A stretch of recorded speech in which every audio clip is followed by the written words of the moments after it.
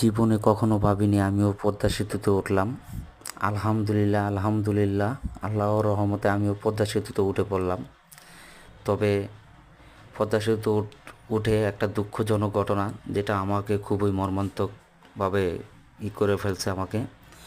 এই যে দেখতে পারতেছেন ডান সাইডে যে সবুজ চিহ্নটা, এটা পদ্মার যে পিলার বানানো হয়েছে, পদ্মা সেতুর যে পিলার, এই পিলারের কারণে পদ্মা নদীর ভিতরে চর পড়ে গেছে। আসলে চর পড়ার কারণে পদ্মার যেই একটা স্রোত বইতো আগে, সেই স্রোতটা আস্তে আস্তে হারিয়ে যেতেছে।